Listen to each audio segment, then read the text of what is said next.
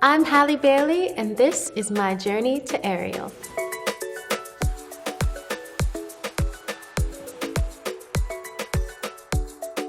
I was about 5 years old when I first watched The Little Mermaid. A lot of people will be shocked to know that my favorite Disney princess growing up, it was Ariel, no lie. I really think she had a lot to do with the fact that I wanted to learn how to swim and be in the water all the time. So when my sister and I and my brother, we would be in the pool, we would just pretend to be mermaids. Yeah, it was the best thing ever.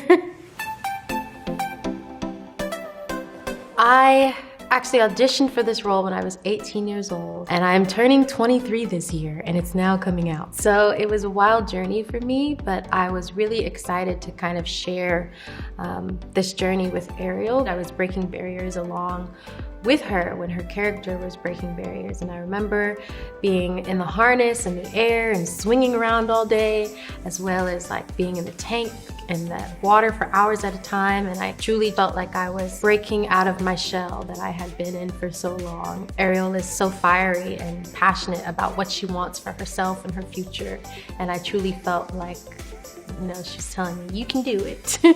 I truly was in the best shape of my life when I was filming, like 2 years ago. Of course, now I'm home and it's different, but when you wake up and you have people to help you all the time, I mean, the training, it was like cardio, stamina. I had to do a lot of core work because I would be on the harness, and then swimming. It was just a lot. Like when you're doing that a lot every day, you get really strong. A basic day on set would be like 4 a.m. I would wake up. I ended up living by the Thames, like a river in London, which was really beautiful. But Pinewood, where we were shooting at, was like an hour-and-a-half commute. So I'd have to wake up like super earlier than my call time just to get there. So then when I would get there, I think by like 5:30, I would go in the gym. I would do work with this beautiful personal trainer named Sana, who I love, who's like my sister because she's with me every day at 5 a.m. And we would do that, and then from there, I would go to stunts from like 7 to 9, and then after stunts, I would go into hair and makeup, and you know, they would have a few hours, I think like 2 hours. And then finally after that, it'd be like, okay, we're ready for you on set. And then I would go and I'd spend all day on set. But if I was working on like a blue screen day, I would have to put on all of my gear, like my padding and everything, my harness, and then they would just hoist me up in the air and I'd just be swinging and swimming in the air. The first 2 months of filming were really hilarious to me because every day I would go on set, but I would have to act with nothing in front of me.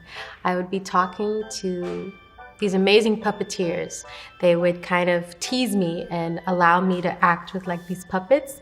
And then when we'd shoot, they'd be like, okay, Halle, and they'd take them away. So then I'm left with like the air to just talk to. So I have to look at you, I have to act like we're having a conversation right now, but there's nobody here, right? So it's really a really funny thing to do, and I felt crazy a lot of the time. It was just a really funny experience. But from there, then it would be the end of the day. I would be there all day, and then I'd go home and go to sleep and do it again the next day. Ariel's glam for me was something that was really an exciting and fresh moment for me to go through, because I have the original version of her in my head, and I was like always wondering like, what will they do? But the fact that Rob really wanted to champion me and my natural hair and keeping it was something that was really exciting for me, because I had multiple looks. I was so excited about my tail look, about my underwater look, because I was like, what will I look like as a mermaid? And Colleen Atwood, the head costume designer, she's amazing. I mean, she's like Oscar winning,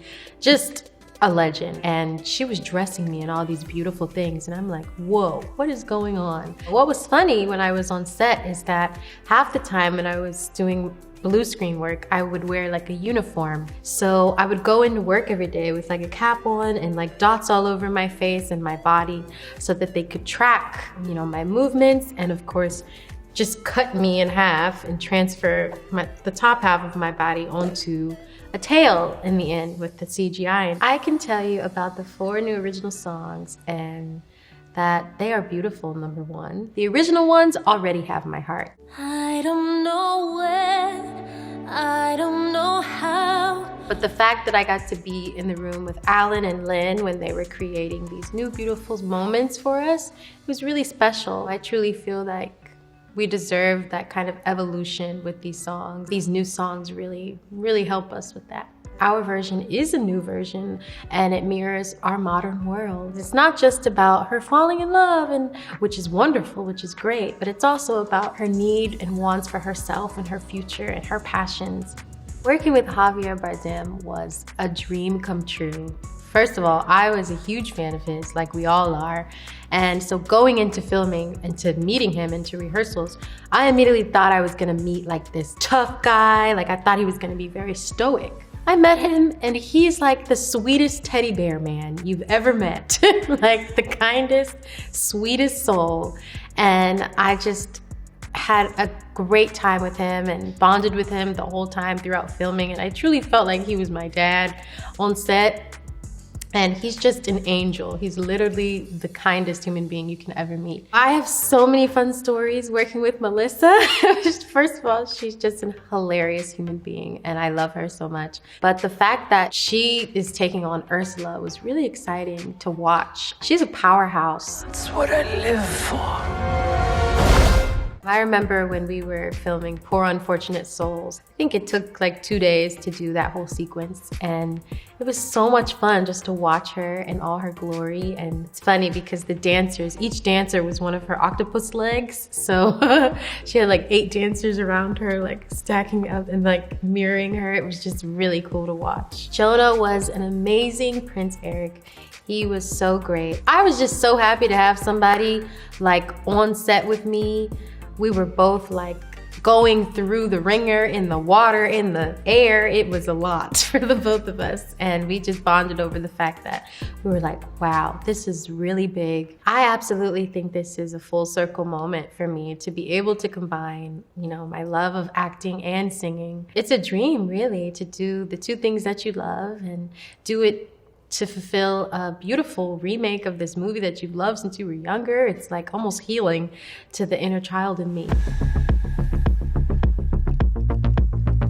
I think that everyone can look forward to new music from me soon, very soon. I have been like working quietly on it for a while, ever since I got home from filming Mermaid, of course. You know, I definitely think it's a bit of a different sound than people are used to hearing from me with my sister. I am very influenced by jazz melodies and, you know, rock and soul, and so it's a mixture, but I cannot wait for people to finally be able to hear my perspective of things. Thank you so much, Glamour, for joining me. Thanks for listening to my stories. Bye.